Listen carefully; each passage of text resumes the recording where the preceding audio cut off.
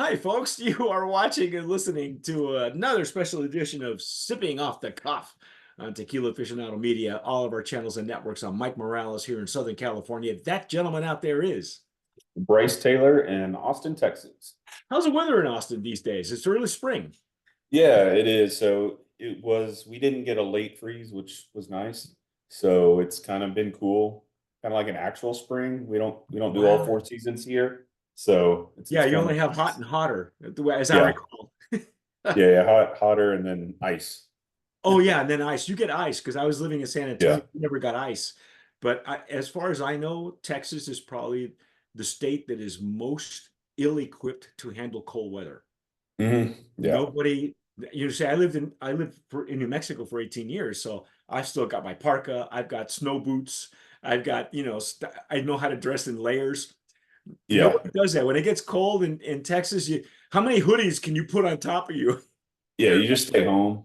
Yeah. You stay You home. just, Yeah, yeah. yeah. But we don't have to do that. That's good. I'm glad. We have this new tequila that's they reached out to us. I reached out to them, and I love it. So I had to send it to Bryce because it's right up his alley. I call it El Tejano. Some people would probably say El Texano, but Yeah.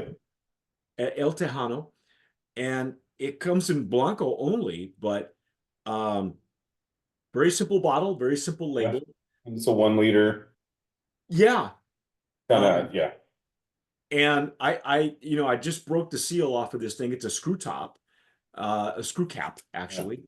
And I love the bubbles, man. If anybody knows me, they know I love Mhm. bubbles, and it's got bubbles. So very easy open top. Not they've got a great story though, and we'll give you the ins and outs as to where it's being distilled and all that as we go through this. But we're just going to pour the blanco Yeah. in the Stasso Jarrito for tequila. Oh, look at that lingering bubbles. I don't know if you can see that on my camera, but Yeah. I had some as well. yeah, Yeah. It looks like the bottle's kind of set up for the bar. Um, yeah. doesn't have the slow pour, so I mean it's just that open Yeah, top. it's But just a screw cap. There's no safety yeah, pour or anything on it. And I'm okay with that. You know what? yeah, me too. Yeah, I don't Because safety those are the pour. hidden gems that we all look for, right? So, oh, hello. That was a nice baked agave that I got. Yeah, and they sent us a stat sheet here, or whatever. So let's see what.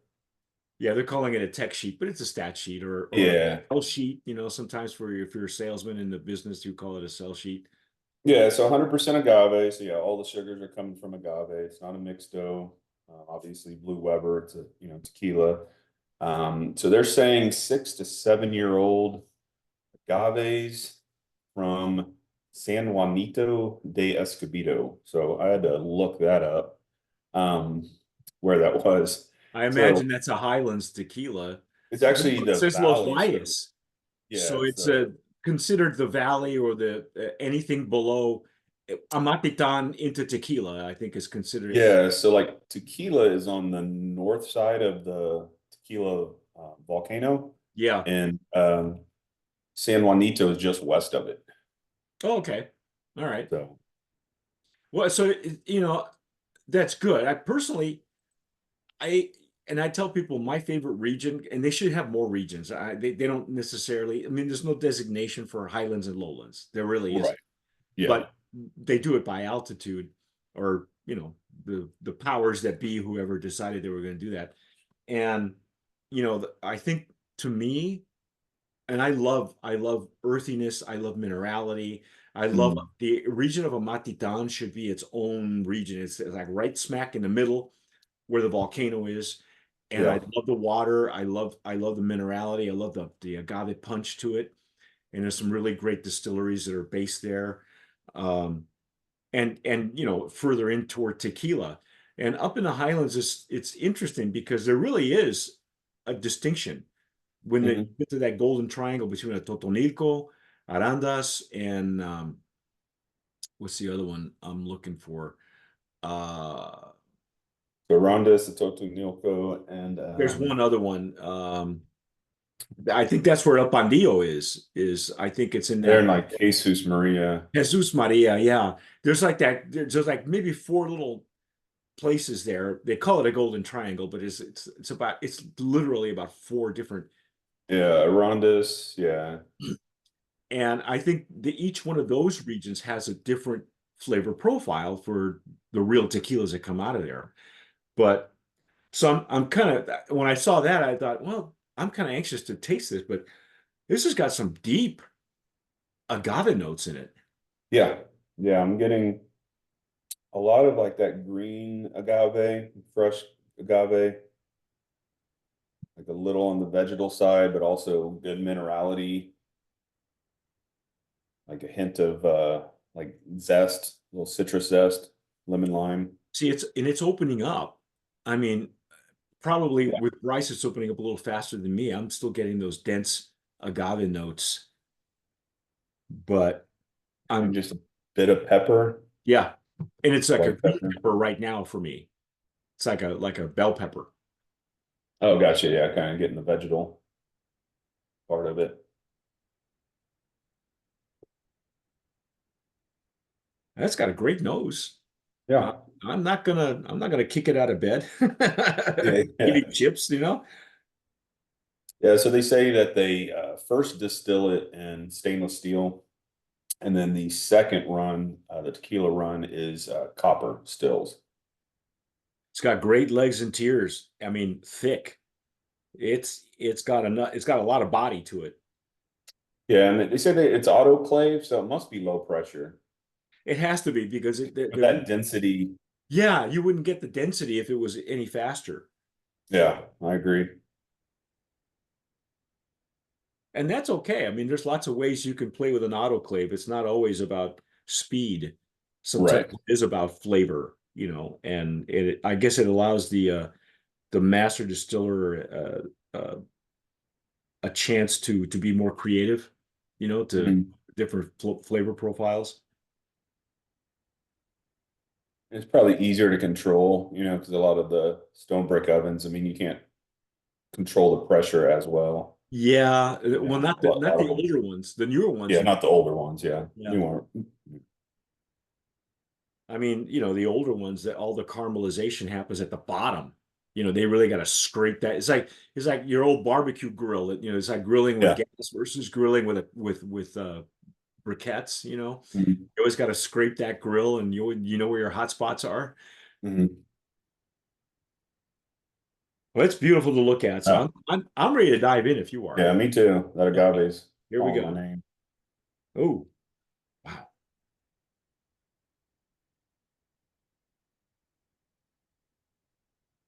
Mm, mm, mm. Sorry, I don't know where to spit that out Mhm. on camera. I usually do stuff like that on purpose just because, you know, I'm especially if you have several tequilas, the spit bucket is your friend, as far as I'm concerned. Yeah. What So you did on the your first pass? So I don't normally make it a final decision on the first pass. What did you get? Yeah.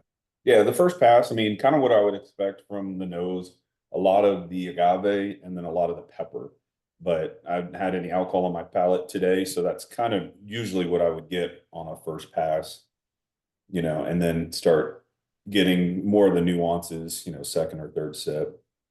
I thought it was sweeter. I was surprised how sweet it was Hmm. at the entrance. I didn't expect that to be as sweet as it was, but anyway, let's go into it again, shall we?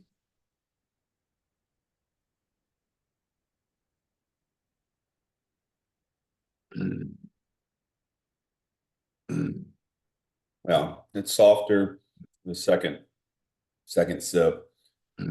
Still a lot of the agave. Um, it's not as vegetal on the as it is on the nose. So I'm getting more of the cooked agave on the palate. Yeah. Citrus is turned up a little bit. Yeah, I'm Um, still not getting any of that citrus. I'm still getting that density from the baked agave, from the cooked yeah, agave. yeah. The citrus I get is more like from the rind, kind of that bitterness, Oh, uh, okay. I see. citrus rind Yeah, yeah, yeah. zest. And then yeah, just some of that pepper, whether it be kind of like bell pepper or like a mild jalapeno. Yeah, it is plenty of lip and gum numbness. I love it. Mhm. I mean, this is Yeah. this is a solid Blanco, man. Yeah, I couldn't find a price point on it. I don't see that it's released yet. I Yeah. I don't either. I mean, I don't even know if it has a the one thing they are telling us is GNOME 1564. Mhm. Um they call it Los Valles, the region of Jalisco. So it is in that area. The fermentation happens as stainless steel tanks. Mhm. Uh, and they are seeking additive-free certification from the CRT. For those of you who are not familiar with what's going on with additive-free situation, the CRT has um, decided that they are going to start certifying those brands themselves. And again, it's a when it comes from the governing body, it'll actually mean more than from a third party.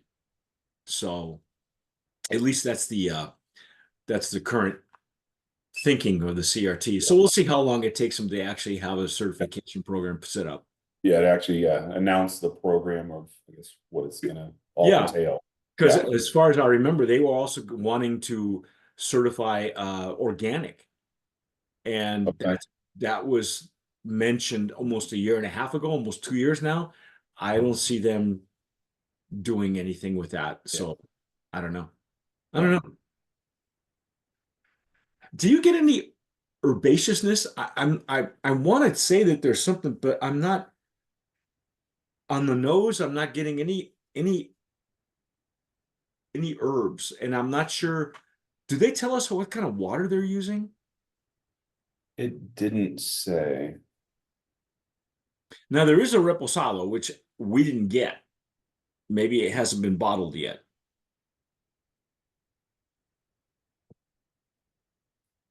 The Yeah. name of the Anything importer on is the 750 Selections is the name of the importer. They're the ones bringing this in. No, I didn't see because I was looking at production details, and it doesn't look like they have any other brands that are in the U.S. So it showed like 8 brands listed under the gnome, Oh, okay. but none that I recognize. So Yeah, and I imagine it's small. It sounds like a very small outfit, actually, yeah, which is good. I mean, that's where the quality and the craft comes from. So when yeah, you hear stories about they're using, more mature agave than the normal 5 year and below, I would tend to believe it from that distillery. Other ones you kind of go, oh, that's the same old story we get in every other, brand, mainstream brand. So I'm not sure who they're going after as far as the market, but I think it's a solid. You could make a great cocktail with this or yeah. sip. That's kind of what I thought. I mean, especially with the 1 liter bottle, you got a 1 liter screw top. Um, label's good, like it's nice, but they're pretty simple. So it kind of made me think, that cocktail market. Um, and with all of that agave, it would definitely hold up Oh yeah, in absolutely. cocktails. Yeah. It's a delicious. You know what? I'm just let's just let's just call it what it is. It's a brand of promise nominee for sure. This is a I got and I would imagine it's probably affordable if we could find a price point to it. Yeah. Yeah. I would guess. I mean, so it's a liter, so it's going to be a little more.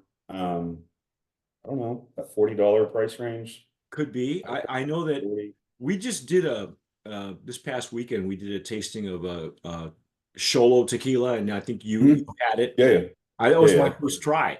They had it at El Cholo, which is where we have a residency in Pasadena. For those of you who watch us across the U.S. and or UK and not sure, we Alex, our founder, and myself, we have the Tequila Aficionado has a residency, and all the TJs are invited. We have several. We've had a few that show up as guests, and also we put them to work So, like Skip's been working almost every show. Um, and because Skip's in LA. But uh so Sholo is a liter bottle. It's a Mm. 1.75. And that was my first try at it. I've never had it before. I had a sample because Alex is serving it in the bar. Alex is also the beverage director for El Cholo in Pasadena, and he's done a great job in that bar. And he's just gutted it completely and got rid of all the crap that was in there. And it's almost strictly a tequila bar. There's like one little section right there where he's got vodka, and that's it. Um, and then there's a small bar, like a half bar, that we're turning into a mezcaleria. So it's going to be really a beautiful showpiece. So he's serving Sholo in there, and I know everybody else has had it. You've had it. Yeah. Rudy's had it. Because if you don't know who Bryce is, Bryce, tell them who you are so that they can follow you on your Instagram. Yeah, I do. Austin Tequila Connoisseurs. Yeah, so he's also part of the Tequila Zoo or the clubhouse. Clubhouse. Yeah. He's everywhere on social, uh, on Instagram, and he's he's actually our one of our graduates for the Tequila Catador course as well. Mhm. So naturally, and he's got his own following, and I trust his palate implicitly. So when you guys were all getting it, it's like, well, we need to get it because I Mhm. kept sending them emails that said, let's. It kept putting us off or whatever. And it's funny. It turns out I know his father. His Yeah. father has an importation company. Import. I've known Yeah. him for years. I didn't know that was his son. I didn't know that Yeah. till this past Saturday. He's got, I know your dad. He goes, I know you know my dad. And so he's got 5 expressions because he has a Hoven. Mhm. Oh my God, that Hoven is amazing. So anyway, his pricing, all his bottles are coming in at 1.75. And I said, how's he getting the pricing? 1 liter. Yeah. Because it's generally speaking for a bar or anyone to make a profit, it's much more profitable at a 1.75. But I understand now he's going to come up with the 700 milliliters, Oh, which okay. which is now it's that have Accepted it's been US. Yeah. accepted in the U.S. because generally speaking, the 700 milliliters is what they accept in all over Europe. So so it's about time the TTB decided to go, yeah, we'll accept it. It just makes more sense, and it's more economical for the brand because that way he doesn't have to get a 750 for the US, 700 for the UK, and stuff like that. But I don't know, man. I love this. It's 80 proof, 40 ABV, brand of promise. What's not to love? Yeah. It's agave. So I got nothing else to say. I mean, I think it's a winner. It definitely is a brand of promise nominee. Anything else you want to add to this? Because it's a solid Blanco. No, Uh, yeah, it's a straightforward, solid Blanco. I mean, it's what I would want to see in something like this, and in a 1 liter, just have that agave punch come through, and you know, wow, definitely can if they work could with make it. it Yeah, affordable to buy, it should be everybody's house tequila. yeah, I mean, yeah, not just your bar, but I mean everybody at home. I mean, this is like a dark horse because you might not even want to give this to your friends, yeah, for shots because it's lovely and it's got a yeah. great nose to it. I think some of the notes that they're saying it's got like mintiness. I was never getting mint. I was always getting the density, the Yeah, more of the green, like you said, green, vegetal, bell pepper, green bell pepper is what I'm getting a lot of. But it's a solid tequila. This is really nice. yeah. I think they did a good job. Hmm.